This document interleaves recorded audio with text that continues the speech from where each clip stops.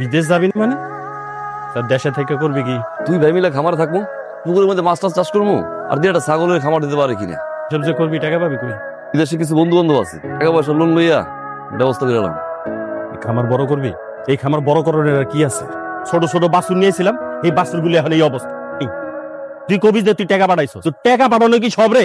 গরুগুলারে দেখাশোনা করে, এগুলার খাওয়ান দাওয়ান, এগুলার গোবর সাফ করন, এগুলা কে করে? গ্রামের মধ্যে এখন মানুষ পৌঁছায়? নিজের হাতে সব করি, নিজের হাতে করে আজকে খামারটারে এত বড় বানাইছি। ভাইয়া আমি জানি তুমি অনেক কষ্ট করছো, টাকা পয়সা তো আমি পাঠাইছি না। টাকার গরম দেয় এটা সুস্থ আমার লগে? হ্যাঁ, টাকা দিয়া কি খালি খামার হয়?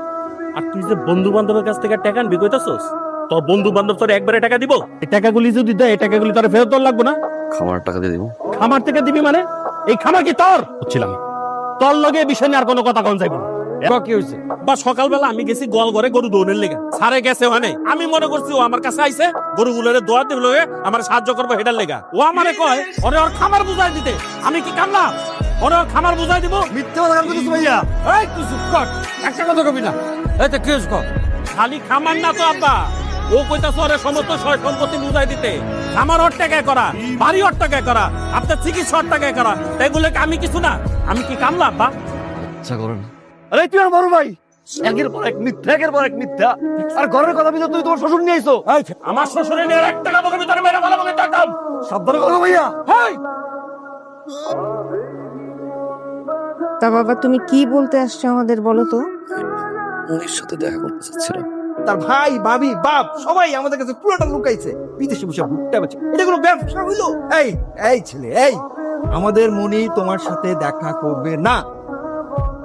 আব্বা কি চাস? এই কি চাস তুই? ঘরটা অশান্তিতে ভরে দিয়ে তোর শান্তি হয় নাই? হ্যাঁ, তোর শ্বশুর এই বাড়ির উপরে এসে আমার অপমান অপদস্থ করে গ্রামের মধ্যে আমার মান সম্মান ডুবাই দিয়ে গেছে, তাতে তোর শান্তি হয় নাই?